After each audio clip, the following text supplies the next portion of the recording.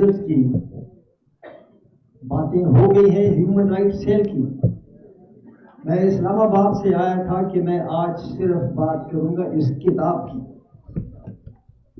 یہ کتاب جو فرخندہ بخاری نے لکھی ہے، میں نے کہا کہ میں چونکہ باتیں اور بڑی ہو گئی ہیں تو میں صرف اس کتاب کے اوپر، اور اگر آپ کی اجازت ہو مقصومہ، تو آپ کی والدہ کے بارے میں کچھ باتیں کرنا چاہتا ہوں.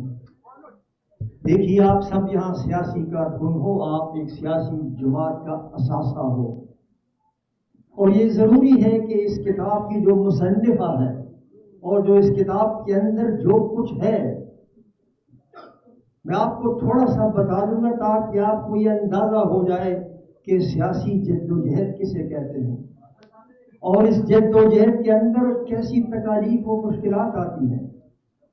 اور میں آپ کو بتا دوں کہ اگر ایسی خواتین ہوں پاکستان میں جیسے فرخندہ بخاری ہے، جیسے جنہوں نے قربانیاں دی ہیں، تو حقیقت یہ ہے کہ پاکستان میں کوئی ڈکٹیٹرشپ نہیں آ سکتی. آج اگر ملک میں کوئی جمہوریت ہے تو اس کی وجہ سے ہے کہ سیاسی کارکنوں نے بے پناہ قربانیاں دی ہیں.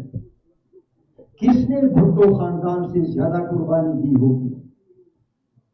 سابق وزیر اعظم پھانسی چڑھ گئے، مادر جمہوریت نے اپنے خاوند کو پھانسی چڑھتے دیکھا، اپنے 2 بیٹوں کو قتل ہوتے دیکھا، اپنی بیٹی کو قتل ہوتے دیکھا.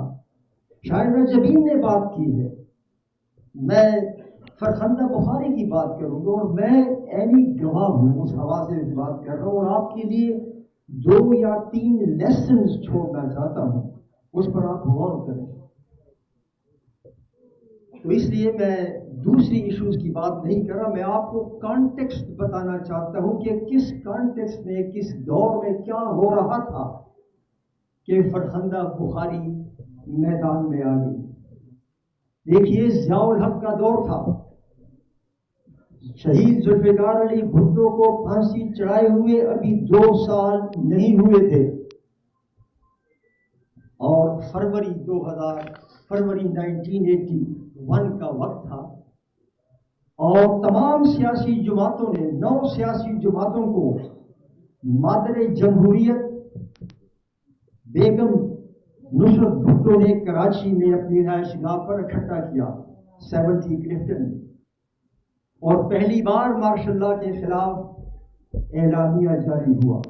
آپ اندازہ لگائیں، 4 اپریل کو بھٹو کی شہادت ہوتی ہے، 16 فروری 1981 کو یہ اعلامیہ ہوتا ہے. تو وہ جو نفسیاتی بیریئر تھا مارشل لاء کے خلاف، وہ مادر جمہوریت کی سربراہی میں اس کو توڑ دیا گیا. اور جب وہ سائیکولوجیکل بیریئر ٹوٹا، اور جب یہ ساری سیاسی جماعتیں، ان میں وہ سیاسی جماعتیں بھی شامل تھیں جنہوں نے بھٹو کو شہید کرنے میں کردار ادا کیا تھا، لیکن آپ دیکھیے کہ مادر جمہوریت نے ان سب کو اکٹھا کیا. وہ کہتی تھی کہ میں اکیلا ڈکٹیٹر سے مقابلہ نہیں کر سکتی، ڈکٹیٹرشپ پاکستان کی دشمن ہے، اور اگر میں نے اس دشمن کا مقابلہ کرنا ہے تو پھر میں اپنے سیاسی مخالفین کے ساتھ بھی ہاتھ ملاؤں گی، ایون اف انہوں نے میرے خاوند کو پھانسی چڑھایا. This was Hare narrative. آپ اس کو سمجھنے کی کوشش کریں. یہ فروری 1981 کی بات ہے. آپ اس وقت کے اخبارات نکال کے دیکھ لیں. جب یہ ہوا تو پھر ہم نے دیکھا کہ ملتان، لاہور، کراچی میں طلبا میدان میں آ گئے، اور پشاور میں جب طلبا میدان میں آ گئے تو سرکاری پریس ریلیز جو جاری ہوا، میں نے بہت چیزیں دیکھی. میری عمر 80 سال ہے، اور وہ جہاز جس پہ مقصومہ نے ذکر کیا اور فیصل میر نے ذکر کیا کہ وہ جہاز دمشق جا رہا تھا، اور جس کا خود فرخندہ بخاری نے اپنی کتاب کے صفحہ نمبر 109 پر پورا چیپٹر دیا ہے، ہائی جیکنگ مرتضیٰ بھٹو اور جلاوطنی.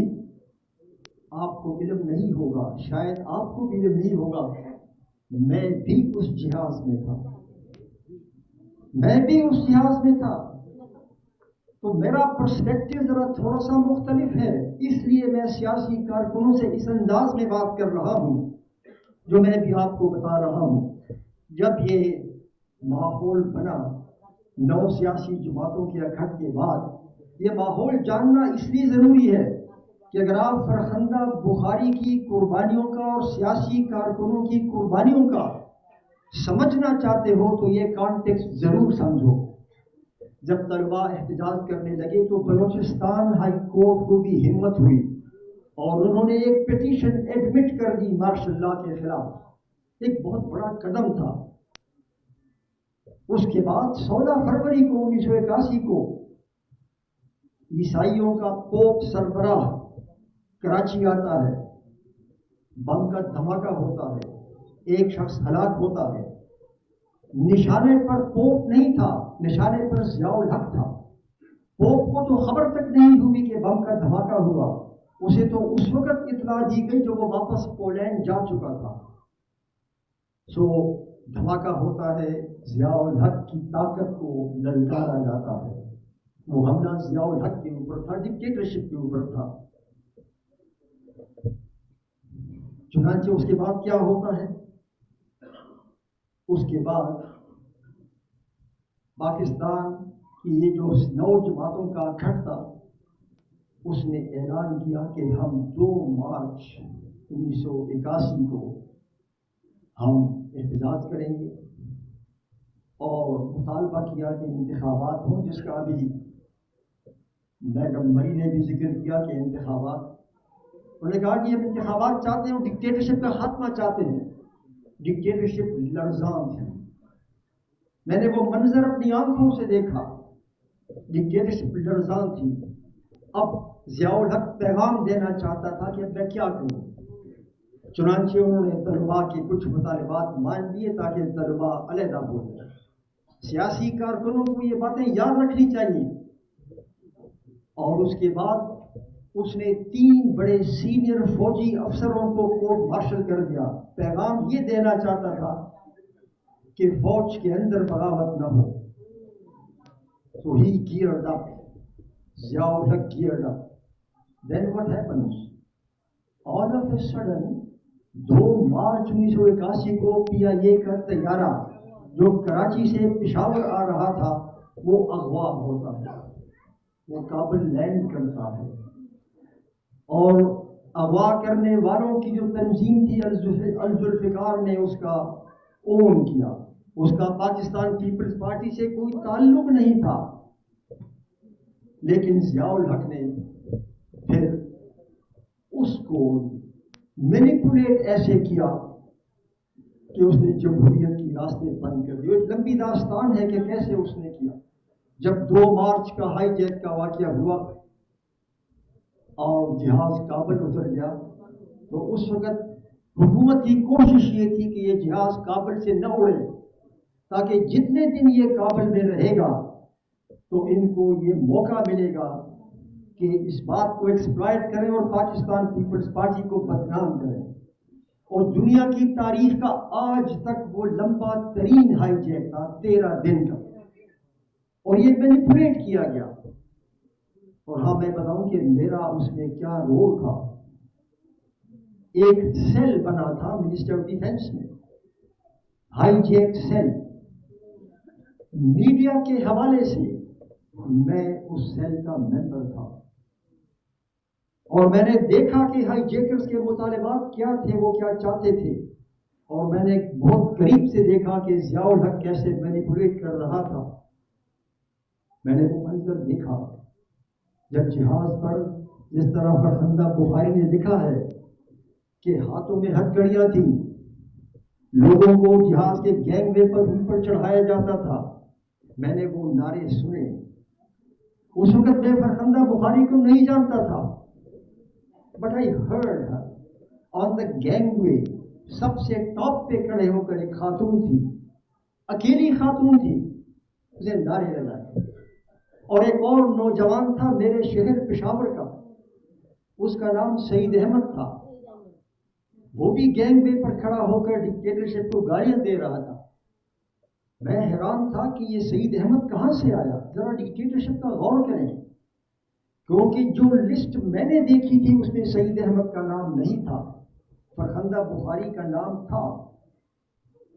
میں نے اس وفد کے سربراہ کو کہا کہ جناب یہ شخص جو میں دیکھ رہا ہوں سعید احمد، یہ تو لسٹ میں نہیں ہے، اس کو کون اٹھا کے لے جا رہا ہے؟ اس نے کہا یہ ہو نہیں سکتا. تحقیق کر کے معلوم ہوا کہ ہاں اس کو ایک اور جرنیل نے چونکہ نہیں چاہتا تھا اس کو زبردستی جہاز میں بٹھا دیا. اور جب فرخندہ بخاری اور یہ سارے جہاز میں بیٹھ گئے اور ان کے ہاتھ بندھے ہوئے تھے، مجھے یہ بھی یاد ہے کہ جہاز کے کپتان نے کہا، انہوں نے شور بڑا کیا، جہاز کے کپتان نے کہا کہ بین الاقوامی قوانین اس بات کی اجازت نہیں دیتے کہ ہم کسی کے ہاتھ پیر بندھے ہوں اور جہاز اڑائیں، ان ہتھکڑیوں کو کھولنا ہوگا. And that is how for the first time ان کی ہتھکڑیاں کھول دی گئی. میرے ساتھ جو ایک وزیر بیٹھا ہوا تھا، میں نے اس سے کہا کہ محترم یہ اس تمام گروپ میں ایک ہی خاتون ہے. And I said I don't know her. I really don't know her. لیکن وہ کہہ رہی ہے کہ وہ تو نہیں جانا چاہتی. اس نے کہا کہ پھر میں کیا کر سکتا ہوں؟ میں نے کہا یہ خاتون ہے، اکیلی ہے، 54 مرد ہیں. They are going to Damascus. Where will they go? باقی داستان میں نہیں کر سکتا بیکاز ٹائم بڑا تھوڑا ہے. میں صرف یہ کہنا چاہتا ہوں کہ یہ کتاب جو ہے فرخندہ بخاری کی، دس از اے پولیٹیکل ٹریٹائز، ایک پولیٹیکل تھیسس ہے for all the political worker. اگر آپ نے جینوین پولیٹیکل ورکر رہنا ہے تو آپ کو ایسی کتابوں کا مطالعہ کرنا لازمی ہے. اور میں